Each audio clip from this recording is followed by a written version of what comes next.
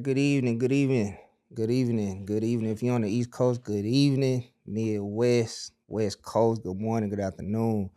I am Christopher, aka El Jefe Terrell, and we are on another episode of the Networth Podcast. I'm here with my co-host, Jody, aka Rap Breed, and we got the main man. The man close to the source, the man close to the plug, the man that walked in here with that gas. Pastor, author, artist, dad. Man.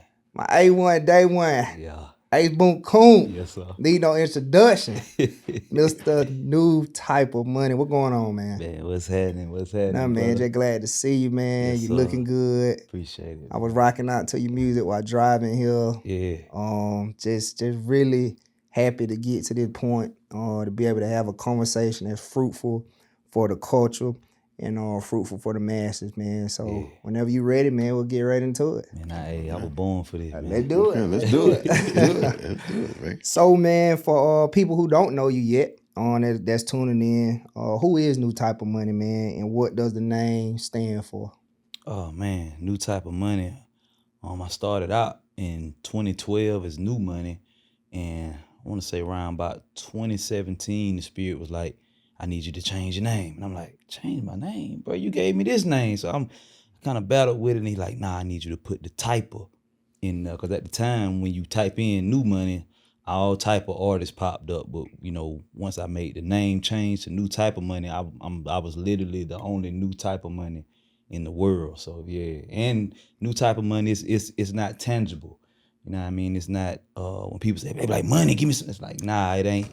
It's that money you can depend on when you ain't got no physical currency in your pocket. It's the true riches, like my book, what it speaks on in the Bible in Luke chapter, I want to say 17. The true riches is the fruit of the spirit: love, joy, peace, patience, kindness, goodness, faith. You know what I mean? So all of these things are New Typa Money. So I'm just not New Typa Money. New Typa Money is what everybody needs. You know what I mean? Gotcha. Okay, man. Right. Now, what moment in your life made you decide you weren't gonna live life average? Cause I done known you for a long time, man, and you've never been average. You've always been a cut above the rest, just on your own planet, your own way, man. So, like, just what moment that you can really think back and be like, yeah, I just know I'm not average. I'm not finna live average, and this is what it is. Man, I ain't never been asked that question, but that's a good one, brother. That's a good one, man. Like for real, I just always knew it, man. I never thought like average human beings. As a child, I always asked questions that people couldn't answer. Like my mom and dad, they like everybody, like the preachers. And I used to go to church, like I used to get in trouble for asking questions. You know what I mean? I remember in school, like. And I'm gonna answer the question. Yeah. But I remember in school, I used to be labeled as a class clown because, like, I was just always inquisitive. I'm like, if Christopher Columbus discovered the ocean blue in 1492, then how did the Indians teach them how to plant?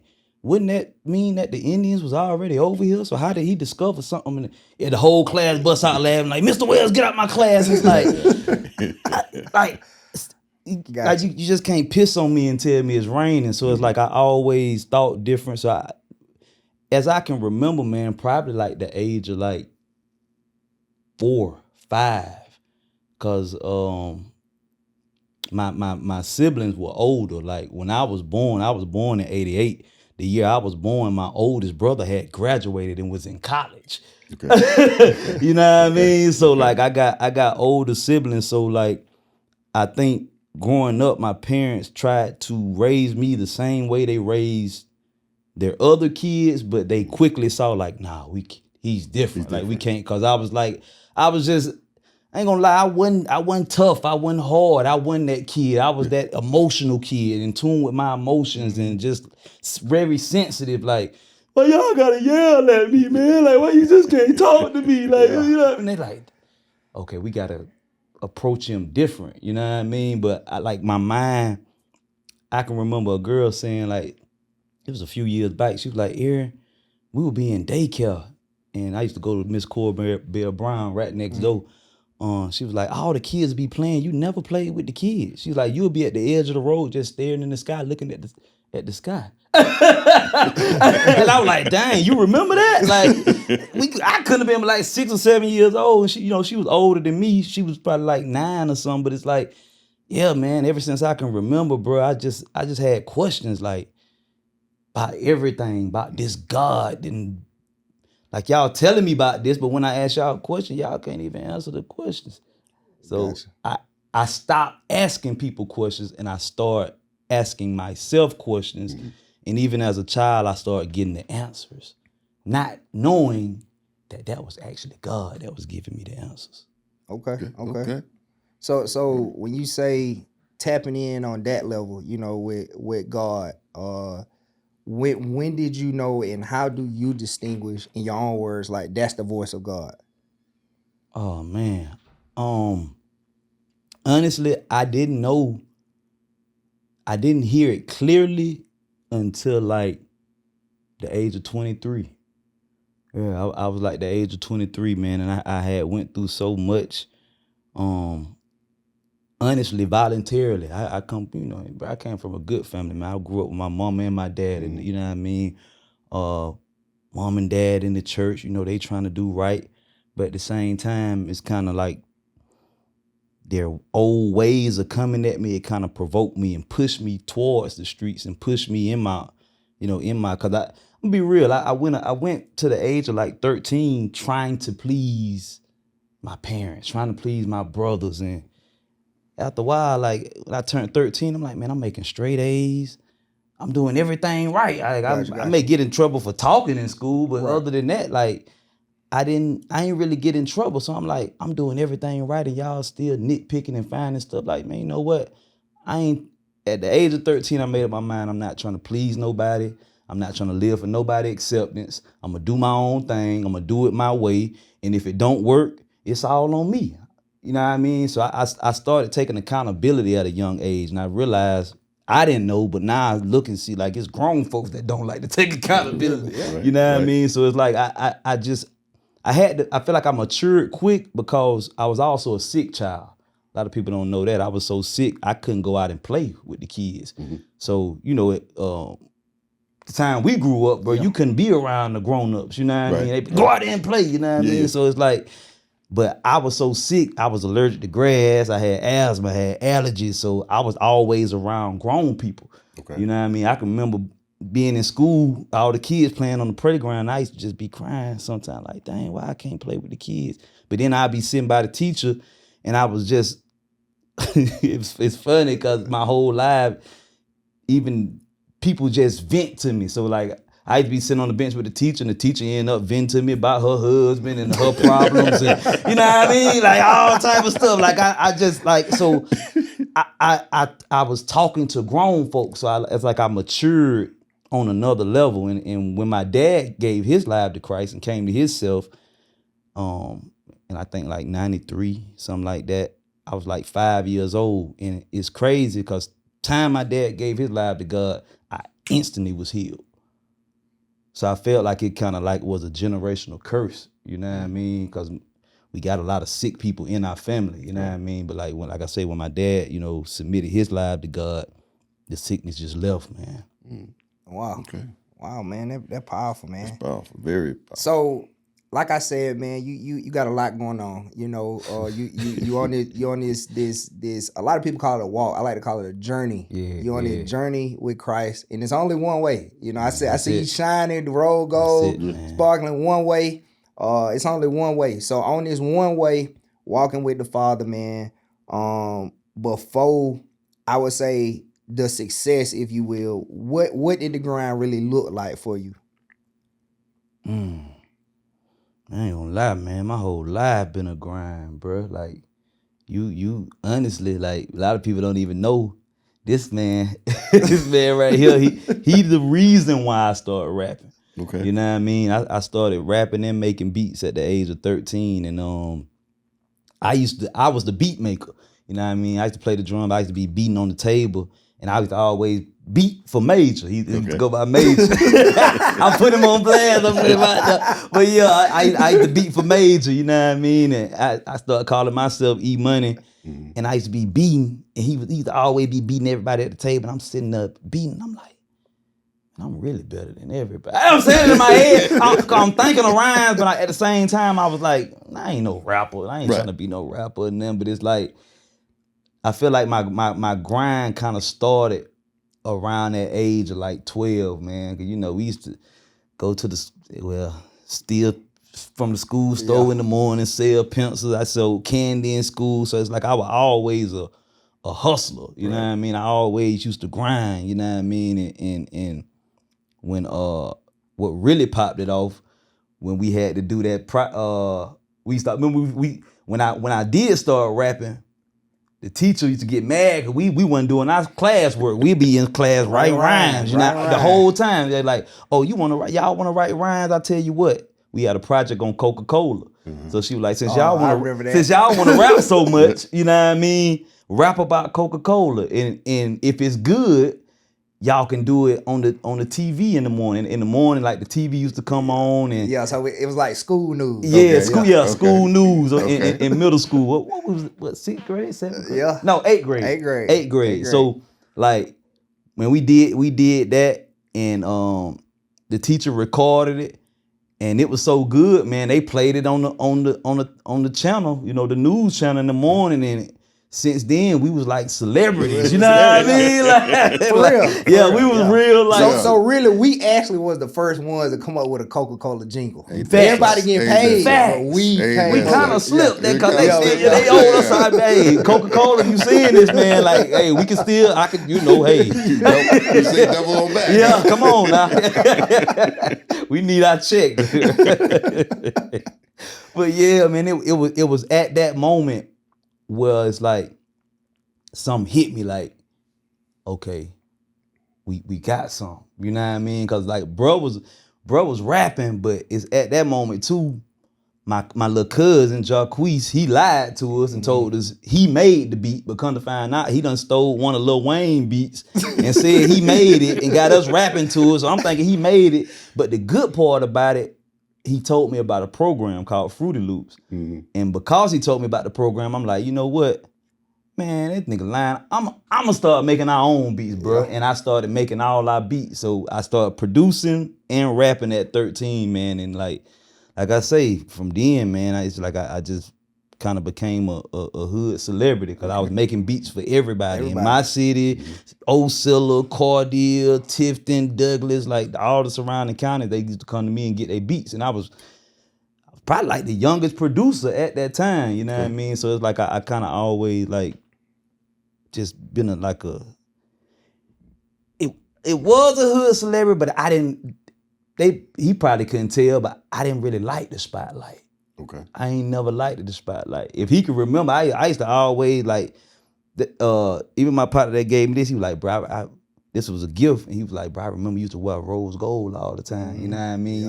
He was like, bro, you was the first one and the only one I remember with the rose gold. But I used to let bro hold my jewelry. Well, first of all, around 8th grade summer, like bro went to the up here with his dad in 9th grade, and I had started selling a little weed, you know what I mean? So I'm selling a little weed, and I'm making so much money that my parents buying all my stuff, so I can't keep the stuff at my house. So I'm almost like, I don't know if you saw like the Notorious Big movie where he used to have to go up to the top and change his clothes. Yeah.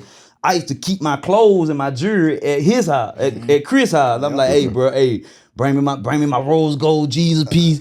You can wear the other one. Yeah, you wear the other one.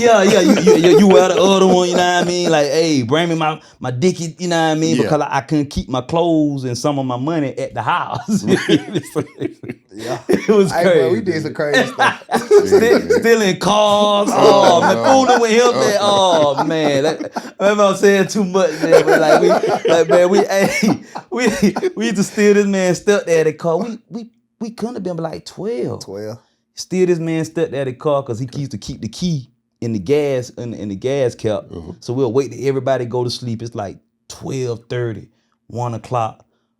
We'll We'll put the car in neutral, put the truck in neutral. It's like an F-150, brand new. Put the truck in neutral, push it out the driveway, crank it up, and man, we uptown, like with the gangsters, with the, you know what I mean? We thinking you know what I mean?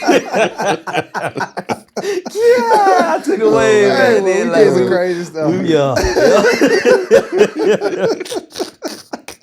But like, man, it was, you know, man, where we from, man, it wasn't nothing to do. Right. So we had to be creative. We had to find stuff to do. And unfortunately that was trouble. And girls, you know, weed, you know, it's just, man, you got me reminiscing.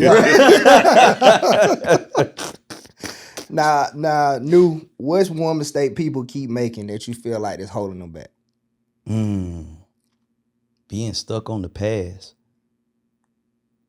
Yeah, that's one thing that kind of held me back. A lot of times, and I'm even starting to realize that now, a lot of times we could feel like we have forgiven people because, man, I hate to say it, man. I don't even hate to say it, man. I feel like most people, whether they admit it or not, are dealing with some type of childhood trauma. Oh yeah. You know what I mean? Oh, yeah. And it's like, for so long, I tried to fix other people and make people see it. And because of that, I thought I had, you know, forgave people, but I was holding a little, you know, bitterness and animosity in my heart. And God still, you know, continued to show me stuff. But I really feel like the biggest thing that hold people back is, man, that inner child, man, they childhood. Yeah. Now, you know, a lot of people look at that topic, that inner child, and I think in the black community, it's always, well, I did the best I could. Do you think the best I could is really the best I could? Or do you think, like you talked about, the generational curse not being broken, them not being taught, and it just kind of, you know, it just continued to get passed on? Yeah, man, it's at this point, man, it's just no excuse, man. Like, true enough, I even used to use that excuse, like, okay, man, my parents, they did the best they could. But I realized they did the best they wanted to do. Gotcha. Because I always feel like it's always room for improvement. You know what I mean? Like, even me now, I'm always trying to be a better father. So for me to be a better father, I do what my parents didn't do. I'm asking my daughter stuff. Like, you know, growing up, bro, we didn't get taught to. We got taught at. Yeah.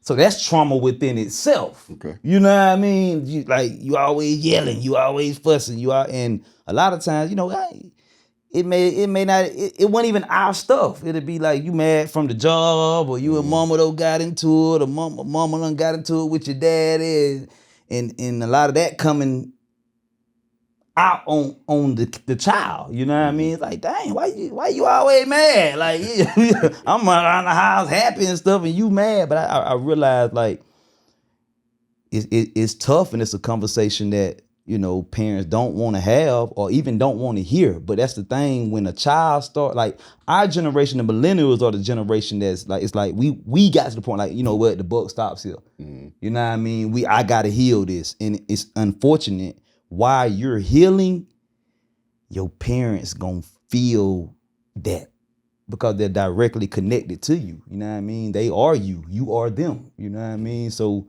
once you go through that healing process, man, it's gonna be stuff that you bring out, just like I'm bringing stuff out in this interview. I know my mom and dad, people gonna see it and be like, oh, I ain't trying to talk bad about nobody. I ain't got, it's the truth. Gotcha. You know what I mean? And unfortunately, in the black society, the black household, we don't want to deal with the truth. We don't want to hear the truth. You know what I mean? We don't want to hear the truth that, man, we really need therapy. Just as a black, like, we are, like, almost all of us, man, we need therapy, man. Like, all the stuff I saw and went through, and a lot of stuff I put myself through, like, in the streets, and just a lot of stuff I was introduced to, I can't even say in the church, spiritually wise, like, I need therapy. I'm like I do. I'm saying if it's a therapy, and I don't need any type of therapy. Like, I need a metaphysical, paranormal, spiritual therapist, and I don't even know if that exists. But yeah, man, like we like, when you hear therapy or something like that back in the day, it's like, oh, I ain't crazy. Right. But that is you know, man, it's so many layers to this stuff, It man. is, It get man. deep. It's a Pandora box. It get deep, man. It's a Pandora And box. if somebody don't break the cycle, it's just gonna continue to happen. It's just gonna continue to happen. So let me ask you this. From your past up until now, if there was one thing that you would have to change, that you could change from your past, what would that be? Man, that's a great question. Cause honestly, I used to always say, man, I ain't got no regrets in life. I wouldn't change nothing. I used to say that so quick, but if I really think now, what I would have changed is I probably would have got my own place earlier. Okay. Probably would have experienced that earlier instead of waiting longer. Cause my whole life I just been bounced from high school, been bouncing around, staying with cousins, staying with brothers, staying with this female, that female, paying their bills, doing this when cause I just went and got my own. You know what I mean? Right. I had the money, you know what I mean? So that's really probably the only thing, man. Everything else, and it made me who I am, That's man. right. You know what I mean? And I tell people I'm kind of throwed off like that boy Peter in the Bible. So I ain't for real. I ain't the pastor or apostle or prophet that's you 3-piece suit and this and that. Like, nah, my ministry looks more so like Jesus. Like, I'm in the street, I'm in the hood, I'm in the clubs, I'm in the bars, I'm in the juvenile facilities. I'm out there with the people. I'm in the marketplace, you know what I mean? Okay. And it's dangerous out there. Like, I didn't even know what type of environment I was coming in with this. I got the fire on me everywhere I go, you know what I mean? I'm in church with you know what I mean? It's just me, you know what I mean? So, yeah. Okay. Now, watching as you've elevated, like I said, we've known each other a long time, and that there is absolute elevation, supernormal elevation for you. So my thing is, obviously, there's always money tied to it. You're compensated for your time. You're compensated for what you're doing for the masses. How did you go from making money to understanding money? Whew. Man, to be honest, I'm going to be real with you, bro. I'm just probably getting to the point where I'm understanding currency. First of all, I had to change it from money to currency. That's Gotcha. probably like within the last maybe 6 years. COVID kind of really made me slow down and really look at money different. Like it's not just because bro, I've been making money since of course. 12, so I'm a hustler. But that's almost like my problem. Like I get bored. Like I do something and I make 10, 20, 30,000 doing all type of stuff, but then I get bored and I want to do something else. You know what I mean? So it's like, now I want you to be clear with people, not 10, 20,000 in a year. Like you normally do this in a month. I mean, it's a quick turnover for you. Hey man, don't be humble. Listen, I ain't trying to throw out no you know what I mean? But it's like I said, I had to realize it's currency. You know what I mean? So it's a flow. So for this thing to flow, I need to start making smarter investments. You know what I mean? And like my name also, the new type of money. I play around with the crypto and the stocks and foreign exchange. I like challenging myself. I love doing different stuff, man. So I this what changed. I read the book what the man Robert Kiyosaki, I forgot the book, but it's like 4 brackets, and like the employee, the employer, it's the sum, and then it's the investor. And I realized I'm not an employee, I'm not an employer, I'm an investor. And that's what changed the game for me. Like once I realized I'm an investor, that's when it seemed like people start coming to me wanting to invest in me. So not like now kind of what I do, bro, if I go broke, I play with the investors' money. I do what they do. Yeah, I play with, you know what I mean, credit. I play with, You know what I mean? Like, We yeah, tracking. like Tracking. if I ever get there, I can call my people, like, you know what I mean? Like, hey, bro, I need you feel me? And I'm gonna flip that, give them what they want, you know what I mean? Mm-hmm. They percentage and take mine and invest in something else. And that's kind of how I live my life, man. Just flipping money. So you call yourself an investor. What value do you bring to your investments? Say, what value do I bring to my investors? Yes. Honestly, I believe the value I bring is new type of money. Okay. It's way, like, everybody that deal with me is bigger than the money. Like, I'm gonna be real, man. I ain't really never care about no money. Mm. Like, I can get money, but I don't care about no money. Like, for real. Like, Right. So what I bring is like a spiritual advisor, like spiritual insight. Like, I'm an empath. I can feel people. I can see things. If I look in your eyes, I don't like looking in people's eyes, but I look in people's eyes, and God will show me their childhood. He'll show me where they at now. He'll show me what he want them to be in the future. And depending on what he showed me, he may give me some, he may not give me that. I may have to just sit on it. He may give me something to speak to them to help them get to the future, or to help them get from their past, or to help them wrap where they at. So it's like, man, what I bring to investors and just people in general, bro, is like gas. I bring God, bro. I'm like Dion say, everywhere I go, bro, God is there. You know what I mean? Like, people had to realize, like, and this may go against some people's theology, but I don't care, man. Like, God didn't just he didn't just give me the breath. God is the breath. Mm-hmm. God doesn't just give me ideas. A lot of my ideas are God. And because we don't take them ideas as God, trying to actually bring heaven to earth, a lot of time we procrastinate on them ideas, and we be sitting around like, man, dang, God, why I need some money, I need this. And God, like, I gave you the idea. The idea was the multi-million-dollar, but you didn't act on the idea.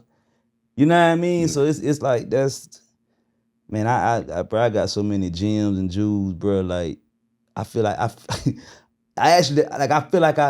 first of all, I never felt like Earth was home to me. And like, I feel like a ancient, I don't even know, mystic or something, bro. Mm-hmm. Like, I'm just here. Like, I'm just here on a mission. You know what I mean? Like, I feel like I'm like the reincarnation of, I don't know, bro, Malcolm X, Martin Luther King, or like anybody that came and died for the cause, bro. Like, I feel like that's what I am. Okay. And I feel like I'm a die about the cause. Okay. And I ain't afraid of death. You know what I mean? Now, listening to you when you were saying that, you know, the thought is God, you know, the breath is God. You know, you got some people, like you said, that get really caught up in it. So some people be like, well, new type of money is almost like saying you are God. You know, so like, how do you feel about that from that realm and that theology? Well, in actuality, you know, since we went there, you ain't gotta accept it or not. We all are gods. And it tells us that in the Bible. You can go to Psalms 82. You know what I mean? And then when Christ came on the scene in the New Testament, and he said, you know, me and the Father are one, they tried to come up against him. And he took them to the Torah where it said, he said, well, don't it say in your Torah that ye are gods? They couldn't say nothing. You feel me? Because I feel like the scribes and the Pharisees of that time, they knew that. Just like the people that run the powers that be, they know that. But they can't tell you that. Because if you know who you were, they couldn't control you. You know what I mean? So I feel like, not even I feel like, the reality is we are all gods. Question is, what God are you submitted to? Because people say it's one God, and I'm like, it's either you're submitted to the Most High God, the Most High Elohim, or you're submitted to, people fail to realize, Satan is the God, lowercase God, of this world. The prince of the air, the God of this world. So the reality is we're all gods. But is you rocking with the God of this world, or you rocking with the Most High God? And see, people got it twisted. That's why I don't be fooled when people be like, God. God is just a title. You feel me? A lot of people that's got material stuff is actually blessed by the God of this world. That ain't come from the Most High. You know what I mean? So you just got to be careful, man, because, man, hey, y'all may think I'm crazy, and I am crazy. And if you don't think I'm crazy, then you crazy. But this is who I am. I got ADHD, I'm bipolar. Hey. Like I say, I need therapy, y'all. I need therapy, man. Hey, this, you know what I mean? So it just. So I got another question for you. Yes, I got another. What is it like being a dad? Tough. Okay. With my schedule. I'm actually in the process of like moving back to Jacksonville. That's actually where my 8-year-old daughter is. She's in Oakleaf Plantation. But man, being a dad, man, honest, that's like one of the greatest things to me, man, for real. Because when people say like how many kids you got, I usually say 4 or 3 or 4, because I was married, I got a divorce, but I still count my other bonus kids. Yes. I got a son, Preston Lewis. He going to FAMU. Shout out to my son. Got my daughter. Gloria Lewis. She graduates this year, May 22nd. That was up. And my 8-year-old daughter. That's my only biological daughter. And then I have a goddaughter that I also call my daughter, Gabby. She's 14. And yeah, man, I love being a father, but I can tell. Sometimes it's difficult because it's like my schedule be so crazy, and then like, you know, it's just a constant pull and trying to balance it out, and trying to balance my time, balance my schedule, you know what I mean? But I think this time around God done sent me the right young lady, so she's definitely helping me prioritize, because like I said, I got ADHD, and the way my mind think, like I'll be on one thing, I'll be focused over here, then I get off track and I'm over here and I'm over there. So it's like I need little help. You know, God say a helpmate. He say he'll see you a helpmate. So yeah, you know, hopefully I got it right this time. You know what I mean? Okay. So with being, I don't want to call it being all over the place. I like to call it motivation, because when you're anointed, when you had a gift, when you got unlimited favor, I like to call it motivation. So how do you stay disciplined when the motivation just isn't there? Like you said, my schedule's all over the place. I'm trying to be a dad. I'm on this journey. I'm on this one way. You know, I'm focused. Like, how do you stay on the days? And I know everybody have them. Like, how do you be like, you know what, the day just ain't a day? I made up in my mind probably 8 years ago, I would never have another bad day in my life. I don't even want to use that word bad. And I kind of got that from my mama, because people call kids bad, and my mama worked in the school system for years, and she always say, they're not bad.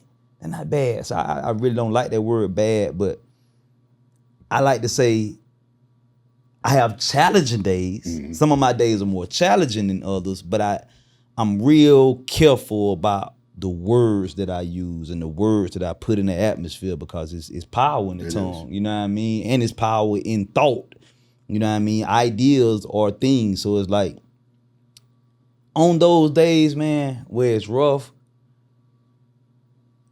I used to think it was a bad thing, but man, I shut it all down. Shut the phone off, shut it all down. I get in the presence, and I just, some people call it tongues in the church. I call it my heavenly language or my spiritual language, man. I sit there for hours, and I just, I sit there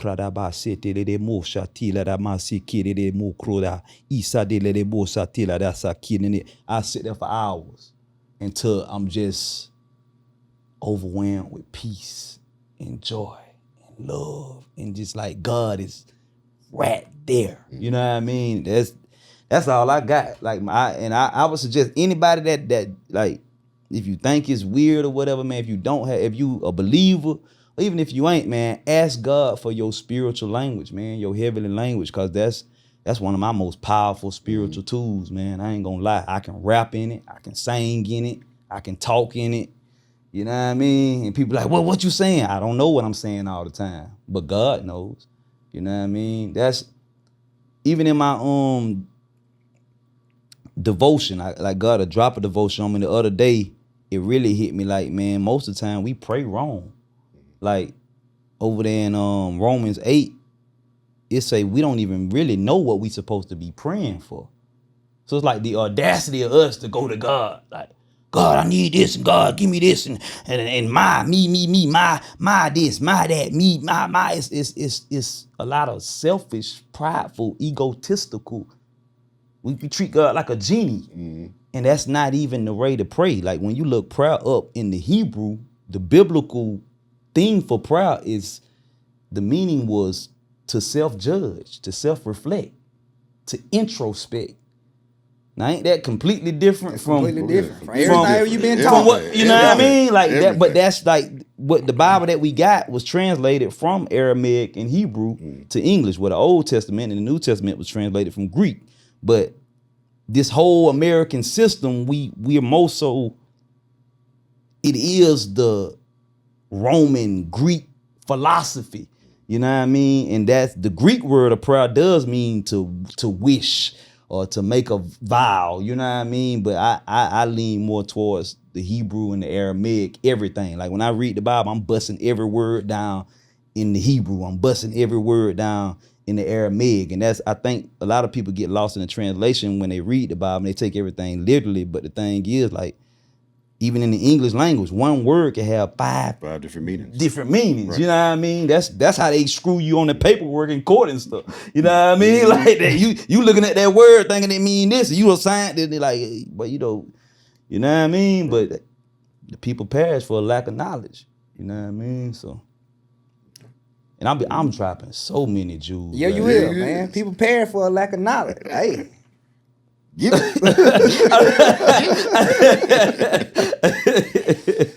So now we're in 2026. Everything is like how we talked about earlier. We probably had the first Coca-Cola jingle. Period. So now, you know, we had social media back then, where it is now.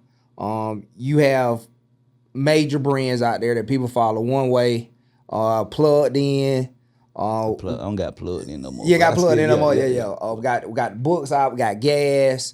New Typa Money. So social media influence. How did you turn your brand into something people trust and follow? Because the other day you got on live, it was like 2,000 people on live there early. I'm like, you know, so you was on live and I'm like, okay. I'm gonna be real, man. I still don't feel like I got the trust of people. Okay. Because I feel like I'm so everywhere. Well, I'm hard for people, like people that they can figure out. People like people that they can put in a box. It's like I've been saying since 2012, don't call me a Christian. Okay. Like, what? But that ain't no knock to anybody else. Just the Spirit told me that that's not what I am. Right. You know what I mean? And when I looked it up, you know, I did my I'm very well versed, very well studied. I studied, you know, different religions. I studied different, I talk to atheists. I'm you know what I mean? I want to know, why do you think the way you think, instead of just attacking a person for the way they believe. But it's like when I looked it up, the first followers of Christ were actually they were calling themselves the way, or followers of the way. You know what I mean? Because they were actually being crucified and, you know, condemned for the way that they was living. You know what I mean? Okay. And you know, when I found out that the word Christian actually was a word of mockery. You know what I mean? It wasn't a prideful word, like, I'm a Christian. You know what I mean? It's like, it made me realize why the Spirit told me that that's not what I am. Like I say, I'm listen, believe whatever you want to believe. I don't man, but it's like, I just got a more in-depth knowing on everything. And that ain't to brag, and then it's an inner knowing. But we all got it. But you got to tap into it. You know what I mean? It's there. I like to tell people I ain't got all the answers, but all the answers are within me. You know what I mean? You ain't got all the answers, but all the answers you need, they in here. It's in you. Cause people, I like in that book, my book True Riches, man. I've written it a couple years ago while I was actually, man, going through one of the toughest parts of my life, divorce. You know, been you know what I mean? And I'm working on this book, True Riches, and the whole book is based on like how us as human beings, we go our whole life looking for love, joy, peace, validation, gratification, exterior and externally, when everything, I mean, everything that we need is already inside of us. We're like a seed. Well, we are God's seed, right? So there's like a seed in the ground. Like you plant a seed, you plant an apple seed, you're going to get apples because everything that seed needs is already in it. You just got to put it in the right soil, the right environment, give it some water, give it the sun, give it the sunlight. And whatever in that seed is going to come out. So it's the same thing with us. Like we are a seed. So it's like, man, when you just, it's like the word say, you seeking, you should find. Knocking, it shall be open. And I'm a truth seeker. I'm going to seek it out. I want to know the truth. Like I said, you just can't piss on me and tell me it's raining. They done try to do that to me my whole life. It's like, man, America is built on illusion. You know what I mean? Like, so I just always see through the illusion. The veil been lifted from my eyes a long time, man. So it's just like, yeah, I just know that's my belief. Everything is within. Then, you know, people be like, well, no, everything you need is in Jesus. And it's like, okay, well, Jesus is inside of me, right? God is inside of me, right? My purpose is inside of me. Everything I need. And people like, well, I need money. Money ain't inside. Yeah, it is. Because you really don't need money. You do, but you don't. You need an idea. Because everything that is anything came from an idea. So if you get an idea, especially if it's a God-given idea and you don't procrastinate on it, you put it to, like that book, it started as an idea. That shirt, it started, all my rhymes, it started as an idea. And once I put it out, it's a demand for it. That's basic economics, supply and demand. So once you take it out of the unseen and bring it to the scene, there you go, your money right there. Yeah. Purpose brings money. You right. That's how I see it, man. So with social media now, man, you know, it's helping a lot of people financially. It's getting things that we would have to play the telephone game about, or I had to wait to see somewhere to talk about it. So now with the young people, and you really harped on that with the killing, what they're listening to. I came to a young lady's funeral and you spoke about, you know, what people are putting into them, you know, the seeds. Yeah. So do you think now in the state that we're in with social media, do you think is helping or hurting people as a whole? It's tough because it's I see the pros and the cons in it, but the reality is, man, like I say, I go deep. So it's like we got smartphones, smart TV, and when you really look up the root word of smart, like the original word of smart, it means to hurt, to ill will. Like you could go look this up for yourself. You know what I mean? So like that's like the answer right there. It's like it seems cool, like even AI and all this. It's like, you know, and I'm tapping into it a little bit so I won't get left behind, so I won't be like the other, you know, the generation before, like, all this stuff is just like, I don't want to be that guy. You know what I mean? Yeah. So I try to keep up with it, but at the same time, I feel like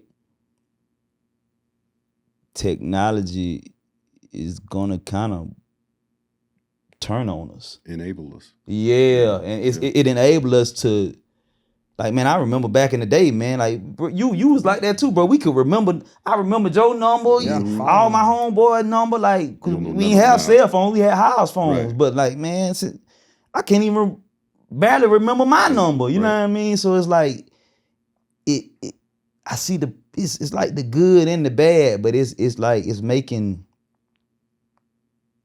I feel like the generation that's coming up lazier and dumber, or like They ain't got no common sense, or like, it's crazy. It's called social media, and these kids don't even know how to be social. Right. You know what I mean? So like, like the answer is there. Like, I talk to a lot of young guys, and man, a lot of young guys in prison and stuff, man, and they don't even know how to approach a young lady. Mm-hmm. You know what I mean? They don't, cause they may see a young lady out and be friends with on IG or something, and then like, dang, she was bad. I'm like, why you ain't holler at her? I'm finna send her a message. And I like, that's just weird to me, man. You know, we was like on some player stuff. Like, I'm gonna walk up and I'm like, hey, what going on with your baby girl? Like, you know what I mean? Like, I'm used to that, but so much has changed, man. I kind of feel like an alien. For real. But like I say, I don't try to like talk bad about it, cause I try to keep up with the times and stuff, man. But I don't think it's gonna be good, man. Cause like, I think about simple stuff, man. Like, probably when my daughter have kids, they not even gonna know what a broom is. You just put the thing on the floor and it clean the floor. Yeah. We got that now. You feel me? Like, that's what I'm saying. Like, it's simple stuff that they're not even gonna know. Right. You know what I mean? You got kids that don't even know how to pump gas. That's true. That's crazy. You know what I mean? like I mean, it's kids that don't even want to drive no more. I mean, they got Uber. I mean, they don't. Yeah, it's.